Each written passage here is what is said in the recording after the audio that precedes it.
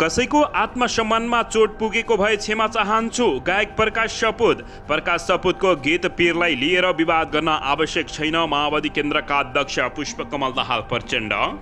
एमसीसीका विरोधी नेता भीम रावलप्रति प्रधानमन्त्री शेरबहादुर देउबाको कडा आक्रोश कि दिमाग फुस्किएको थियो।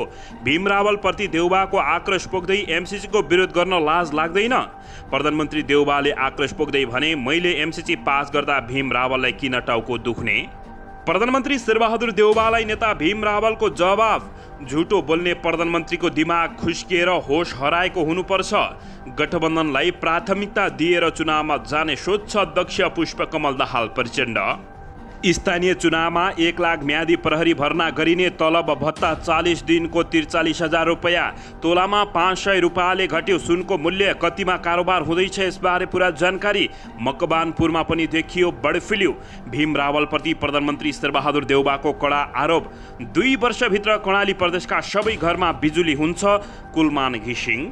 नवलपरासीमा बन्चारो प्रहार गरी श्रीमानको हत्या गरेको आरोपमा 1 जना महिला पक्राउ। छुट्टै सवारी दुर्घटनामा 7 जनाको मृत्यु। नवलपुरमा प्रहरीमाथि आक्रमण गर्ने 6 जना पक्राउ।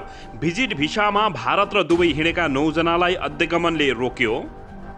पीर गीतबारे प्रकाश सपुतले खोले मुख, भने मैले गल्ती गरेको हो कि तपाईहरू केहीले गलत बुझ्नु भएको हो। म समय चाहन्छु। 2 जेठ गते गौतम बुद्ध विमानस्थलबाट जजिराले कुवेतमा उडान गर्ने गर्यो यस्तो प्रस्ताव। जसपाको बैठक पार्टी प्यालेसमा। कुर्सी विवाद नहोस् भनेर शीर्ष नेताहरू भुइँमा। चीनमा रासायनिक मल कारखानामा आगलागी हुँदा 7 जनाको मृत्यु। प्रकाशमान सिंह भन्छन्, नागरिकले सहजै न्याय पाउन नसकेकाले प्रधान न्यायाधीश विरुद्ध महाअभियोग। माओवादी भातृ संगठनले प्रकाश सपुतलाई भन्यो, पीरलाई युट्युबबाट हटाऊ, माफी माग।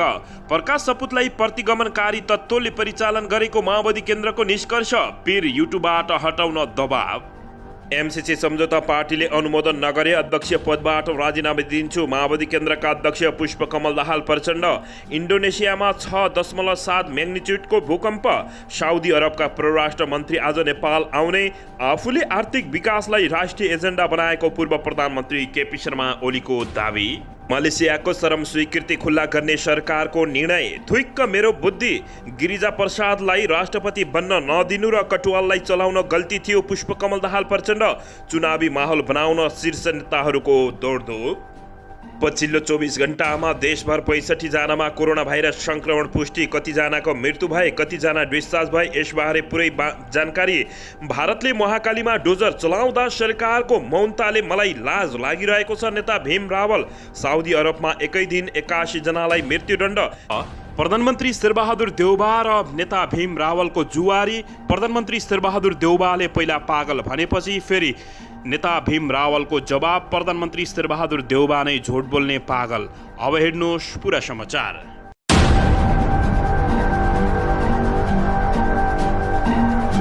दर्शकबिन नमस्कार, तपाईहरू यति बेला नेपाली न्यूज टिभी हेर्दै हुनुहुन्छ। दर्शकबिन, यदि हाम्रो च्यानल नेपाली न्यूज टिभीसँग अझै पनि सब्स्क्राइब गरेर जोडिनु भएको छैन भने सब्स्क्राइब गरी जोडिनुहोला, साथै साइडमै रहेको बेल आइकनलाई दबाउन पनि नभुल्नुहोला। दर्शकबिन, तपाईहरूले हामीलाई कहाँदेखि हेर्दै हुनुहुन्छ, कस्तो अवस्थामा हेर्दै हुनुहुन्छ? दर्शकबिन, तपाईहरूमा आज पनि विशेष खबरका साथ उपस्थित भएका छौँ। यो भिडियोलाई अन्तिमसम्म हेरी हाम्रो मेहनतको लागि एउटा सानो लाइक गर्न पनि नभुल्नुहोला।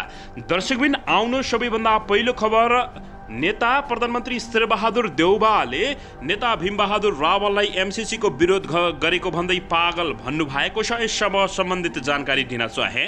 दर्शकबिन, प्रधानमन्त्री शेरबहादुर देउबाको अभिव्यक्तिको एमाले नेता भीम रावलले जवाब दिएका छन्। एमाले अध्यक्ष केपी शर्मा ओली प्रधानमन्त्री र भीम रावल रक्षा मन्त्री भएको बेला मन्त्री परिषद बैठकले एमसीसी संसदमा पेश गर्ने निर्णय गरेको भन्दै प्रधानमन्त्री शेरबहादुर देउबाले उस बेला दिमाग खुस्किएको थियो भन्दै नेता भीम रावललाई प्रश्न गरेपछि सोमबार नुवाकोटमा प्रधानमन्त्री शेरबहादुर देउबाले दिएको उक्त अभिव्यक्तिको जवाब दिँदै नेता भीम रावलले भनेका छन्, तथ्यको जानकारी सम्म नराखी झुटा बोल्ने प्रधानमन्त्री शेरबहादुर देउबाको या त आफ्नै दिमाग खुस्किएर होस हराएको हुनुपर्छ या त जनतामा भरम छरेर देशहित विरुद्धको कुकृत्य छोप्ने कुस्ती त चाल हुनुपर्छ। नेता भीमबहादुर रावलले प्रधानमन्त्री शेरबहादुर देउवालाई जवाफ फर्काएका छन्। रावलले आफू ओली पहिलोपटक प्रधानमन्त्री भएको बेला उप प्रधानमन्त्री सहित रक्षा मन्त्री रहेको बताउँदै एमसीसी सम्झौता संसदमा ल्याएको बेला नभएको स्पष्ट पारेका छन्। उक्त तथ्य जानकारी नराखी आरोप लगाएको भन्दै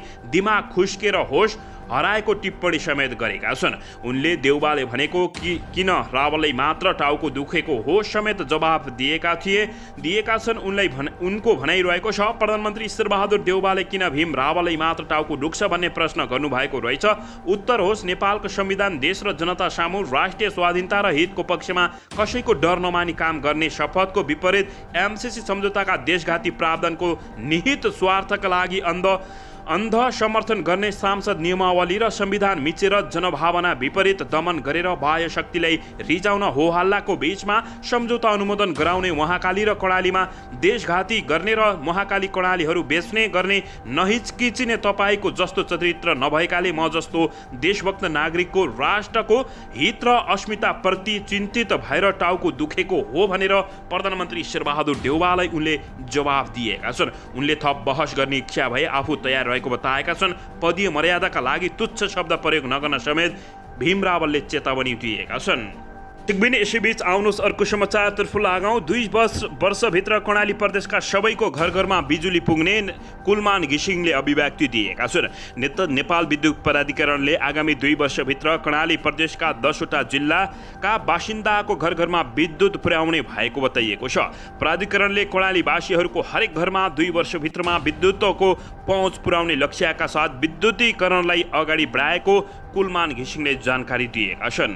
कर्णाली उत्सव अन्तर्गत सुर्खेतमा शनिबार आयोजित कार्यक्रममा प्राधिकरणका कार्यकारी निर्देशक कुलमान घिसिङले भौगोलिक कठिनाई तथा विकटताले गर्दा कर्णाली प्रदेशका जिल्लाहरूमा विद्युतीकरणमा केही ढिलाइ भए तापनि अब 2 वर्षभित्रमा सबैको घरधुरीमा विद्युत पुर्याउने काम गरिरहेको उनले जानकारी दिएका छन्।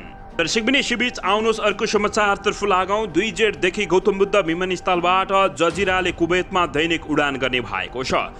नेपालको दोस्रो अन्तर्राष्ट्रिय विमानस्थल गौतम बुद्ध अन्तर्राष्ट्रिय विमानस्थलबाट 2 जेठदेखि दैनिक उडान हुने भएको छ। नेपाल नागरिक उड्डयन प्राधिकरणका उप महानिर्देशक देवचन्द्र लगायत कर्णारका अनुसार कुवेतको जजिरा एयरवेजले साताको 7 उडान गर्ने गरी प्राधिकरणमा निवेदन दिएको छ। 2 जेठबाट उडान गर्ने गरी जजिराले निवेदन दिएसँगै नयाँ विमानस्थलबाट उडान हुने निश्चित भएको कर्णले जानकारी दिएका छन्। जजिराले अहिले काठमाडौँमा समेत नियमित उडान गरिरहेको छ। प्राधिकरणले भैरवा स्थित गौतम बुद्ध विमानस्थलबाट वैदेशिक रोजगारीमा जाने धेरै नेपालीले सिधा उडान गर्न सक्ने अपेक्षा गरिएको छ, जसले गर्दा नयाँ विमानस्थलले सजिलै उडानहरू पाउने आशा प्राधिकरणका अधिकारीहरूले बताइरहेका छन्। दर्शकबिन यसैबीच आउनुहोस् अर्को समाचारतर्फ लागौँ। त्रिभुवन अन्तर्राष्ट्रिय विमानस्थलबाट भिजिट भिसामा भारत र दुबई हिँडेका 9 जनालाई शङ्कास्पद यात्रा भन्दै फर्काइएको छ। त्रिभुवन विमानस्थल स्थित अध्यागमन कार्यालयले शङ्कास्पद यात्रा भन्दै उनीहरूलाई प्रस्थान अनुमति नदिएको हो। उनीहरू आइतबार भारत र दुबई जाने तयारीमा लागेका थिए। गृह मन्त्रालयले भिजिट भिसामा कडाई गरेपछि मानव तस्करहरूले नयाँ रूट खोज्न थालेका छन्। तस्करले जथाभावी रूपमा भिजिट भिसामा सर्वसाधारणलाई लैजान थालेपछि गृह मन्त्रालयले यसको कडाई गर्न थालेको हो। यसैको स्वरूप भिजिट भिसामा भारत र दुबई हिँडेका 9 जनालाई अध्यागमनले रोकेको छ। दर्शकबिन यसैबीच आउनुहोस् अर्को समाचारतर्फ लागौँ। प्रहरीले अभद्र व्यवहार तथा हातपात गरेको आरोपमा 6 जना पक्राउ परेका छन्। नवलपरासी पूर्व हुस्सेकोट गाउँपालिका 3 रातो डाँडो स्थित ड्युटीमा खटिएको प्रहरीले हातपात गरेको आरोपमा सोही ठाउँ बस्ने 45 वर्षीय देवबहादुर विकास सहित 4 जनालाई प्रहरीले पक्राउ गरेको जानकारी दिएको छ। अन्ततः नवलपुरमा प्रहरीमाथि आक्रमण गरेको भन्दै 6 जनालाई पक्राउ गरेको प्रहरी प्रधान कार्यालयले जानकारी दिएको छ। दर्शकबिन यसैबीच आउनुहोस् अर्को समाचारतर्फ लागौँ। बञ्चारो प्रहार गरी श्रीमानको हत्या गरेको आरोपमा 1 जना महिला पक्राउ परेकी छिन्। पूर्व श्रीमानको हत्या गरेको आरोपमा प्रहरीले 1 जना महिलालाई पक्राउ गरेको छ। पक्राउ पर्नेमा बुलिङटार गाउँपालिका 5 राईकोट बस्ने 65 वर्षीय श्यामकुमारी भिरकट्टा रहेकी छिन्। 65 वर्षीय चमन सिंह भिरकट्टाको हत्या गरेको आरोपमा इलाका प्रहरी कार्यालय रुद्रपुरबाट खटिएको प्रहरीले उनलाई पक्राउ गरेको बुझिएको छ। श्यामकुमारीले घरायसी विवादको क्रममा बञ्चारो प्रहार गर्दा चमन सिंह गम्भीर घाइते भएका थिए। उनको मध्यबिन्दु जिल्ला अस्पताल डन्डामा उपचारको क्रममा मृत्यु भएको प्रहरीले जानकारी दिएको छ। दर्शकबिन यसैबीच 2 वर्षभित्र कर्णाली प्रदेशका सबैको घरधुरीमा बिजुली पुग्छ भन्दै कुलमान घिसिङले बताएका छन्। जसपाको बैठक पार्टी प्यालेसमा कुर्सी विवाद नहोस् भनेर शीर्ष नेताहरू भुइँमा बसेका छन्। दर्शकबिन चीनको भित्री मङ्गोलिया स्वायत्त क्षेत्रको एक रासायनिक कारखानामा आगलागी हुँदा 7 जनाको मृत्यु भएको छ। यसैबीच दर्शकबिन सुन चाँदी बजारमा सोमबार छापावाला सुनको मूल्य प्रतितोला 500 रुपियाँले घटेर 1,02,300 रुपियाँमा कारोबार भइरहेको छ। दर्शकबिन यसैबीच प्रकाश सपुतको गीत पीरलाई लिएर अनावश्यक हल्ला गर्न नहुने भन्दै माओवादी केन्द्रका अध्यक्ष पुष्पकमल दाहाल प्रचण्डले भनेका छन्। प्रकाश सपुतको गीत पीरलाई लिएर विवाद गर्न आवश्यक नभएको बताएका हुन्। गायक प्रकाश सपुतले आफ्नो नयाँ गीत पीरलाई राजनीतिकीकरण गर्न नहुन समेत र नगर्न आग्रह गरेका छन्। दर्शकबिन यसैबीच मानव तस्करीको आरोपमा भारतीय नागरिक एकजना पक्राउ परेका छन्। नेपालमा यति बेला पीर गीतले चर्चा पाइरहेको छ। साथै प्रकाश सपुतलाई युट्युबबाटै हटाउन चरको दबाव समेत परेको छ। यसैसँग सम्बन्धित जानकारी दिन चाहे। दर्शकबिन नेकपा माओवादी केन्द्र निकट विभिन्न सङ्घ संस्थाहरूले कलाकार प्रकाश सपुतको बहुचर्चित म्युजिक भिडियो पीर युट्युबबाट हटाउन दबाव दिएका छन्। पीर कलाकार सपुतको सिर्जना नभई प्रतिगमन तत्त्वले परिचालन गरेको उनीहरूको दाबी छ।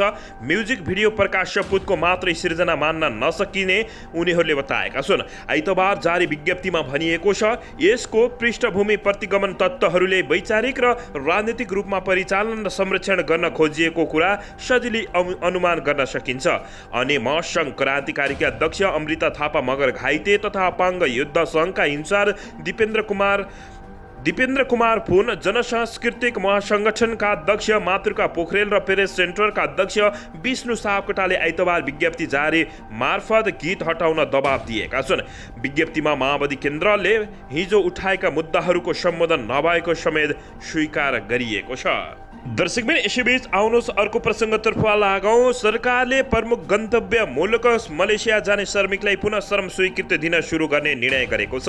श्रम रोजगार तथा सामाजिक सुरक्षा मन्त्री कृष्ण कुमार सुरेशले मलेसिया जाने श्रमिकलाई श्रम स्वीकृति प्रदान गर्ने कार्य करिब 2 वर्षदेखि रोकिएकोमा प्रचलित कानुन अनुसार पुनः सुचारू गर्ने मन्त्री स्तरीय निर्णय भएको जानकारी दिएका छन्। मित्र राष्ट्र मलेसियामा सरकारबाट नेपालीलाई प्राप्त रोजगारीको अवसर घुम्न नदिन प्रचलित वैदेशिक रोजगार ऐन 2064 तथा नेपाल मलेसिया श्रम सम्झौता प्रतिकूल नहुने गरी नेपाली कूटनीतिक नियोगबाट प्रमाणीकरण भई आएका मागपत्रलाई श्रम स्वीकृति दिने निर्णय घोषणा गरिएको छ।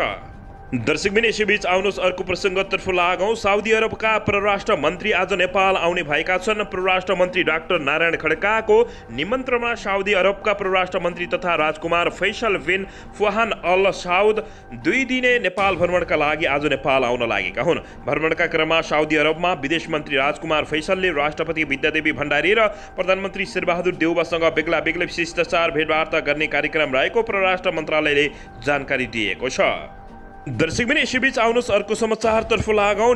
नेकपा माओवादी केन्द्रका अध्यक्ष पुष्पकमल दाहाल प्रचण्डले एमसीसी पार्टीबाट अनुमोदन नगरे राजीनामा दिने बताएका छन्। नेकपा माओवादी केन्द्रका अध्यक्ष पुष्पकमल दाहाल प्रचण्डले एमसीसी सम्झौता पारित गर्ने पार्टीको यस अघिको निर्णय फेल भएमा आफूले जसरी पनि राजीनामा दिने बताएका हुन्। आइतबार विराटनगर विमानस्थलमा आयोजित पत्रकार सम्मेलनमा अध्यक्ष प्रचण्डले एमसीसी अनुमोदन हुन नसके अध्यक्ष पदबाट राजीनामा दिने घोषणा गरेका छन्। उनले आगामी चुनावपछि पार्टीमा एमसीसी बारे छलफल हुने र छलफलपछिको निष्कर्षको क्रममा फेल भएमा राजीनामा दिने उनले बताएका छन्। ढुक्क हुनुहोस् भनेर समेत ठोकुवा गरेका हुन्।